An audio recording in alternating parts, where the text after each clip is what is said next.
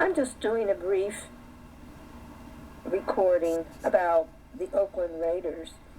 You know, they moved from Oakland, and of course now they're not Oakland Raiders, they're the Las Vegas Raiders, and Las Vegas was really eager to have the team. They're really a very high energy, very athletic team, and they bring a lot of action. And it's the kind of thing Las Vegas likes because it's related to gambling and all the activities that Las Vegas prides itself on. And that includes, unfortunately, some of the drugs and prostitution and other things that go along with that kind of life. Once living in Las Vegas, the Las Vegas Raiders would be treated royally by all of the business people, and they would get free tickets to concerts, they would get lots of luxury gifts, they would probably get cars and trips and just all kinds of things they could never imagine, because most of these people come from lower or middle economic backgrounds, and so they never expected to be in this kind of position. The only training they have is their football training. And so we have two people now who've gotten into big trouble in Las Vegas, and who knows how many more, because a lot of those statistics are going to be hidden by the business people and the police, because they don't want to really give a nasty reputation to the Las Vegas Raiders. But most recently we have Henry Ruggs, who was speeding at around 150 miles per hour on a Las Vegas street. I guess he was in the center lane. He tried to move over to the right lane, and he crashed into a vehicle that had a young female driver who was coming home from work, and her dog was in the car, and they were knocked unconscious or unable to respond. They couldn't get out of the car, and they burned in the car. They were unable to get out, and a couple people tried to get them out, but it was too fiery and hot, and they weren't able to get them out. So both the girl and the dog died in the car crash.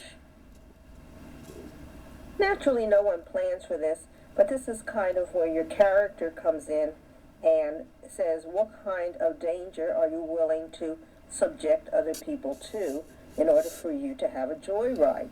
Las Vegas has lots of racing areas because people do go into Las Vegas to race, and Las Vegas does encourage racing, bike racing, car racing, and all kinds of things. And they do have areas that you can race, but when you're on drugs and you're on alcohol and your mind is not functioning right, you might just try to do those same activities on the street, which I guess is what Henry Ruggs did. There was another person, another Raider, Josh Jacobs, who was arrested for a DUI and speeding in Las Vegas. He crashed his car, injured himself, and that happened also in 2021. That did not involve a second car, so it did not make the national news like the Ruggs case did. But it shows that the Oakland Raiders are, but it shows that the Las Vegas Raiders are struggling in Las Vegas, and that their main problems are going to be drug addiction, alcoholism, other drugs, and the lifestyle that Las Vegas presents. And what are we going to do? What is that community going to do to help these men, boys, stay in a lane that is not hurting anyone else? You know, yes, they can have a big car, but you can't drive it on the Las Vegas streets. You certainly can't go into the right lane where cars are going much slower. They're turning on that lane. So you can't do it. And you can't be out there on drugs. I'm so happy you won your game, but that gives you no excuse for going out in the street and being a hazard to people in the community. The Josh Jacobs accident could have easily involved another car. It could have involved pedestrians. Las Vegas doesn't have a whole lot of pedestrians because of the way it's laid out, but it can involve pedestrians. It can involve all kinds of things. So it was just by luck that he didn't have a similar accident as did Ruggs. I think showing this just in 2021, the Las Vegas Raiders have a big problem. They need to address the drug addictions. They need to address the alcoholism. They need to address the irresponsible behavior that their players are showing. And I think because it is a football team, they also need to have their players undergo mental health evaluations, which I think should include MRI examinations for CTE pathology. All of these guys may be normal in the brain, but a lot of them are probably also not normal in the brain.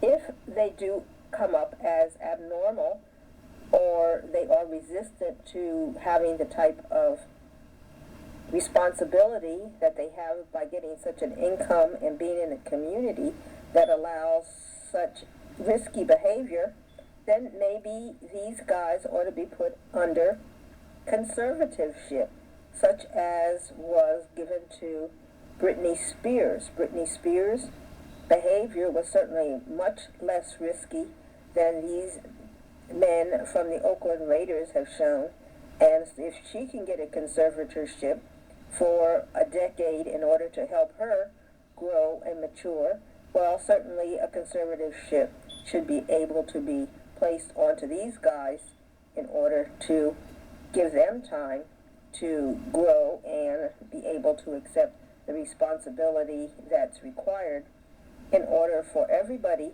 to be able to have a safe and healthy life. So what do you think? Should these guys be put under conservatorship and monitored for their behavior until they are able to take on the duties and responsibilities that are required in society? Let me know.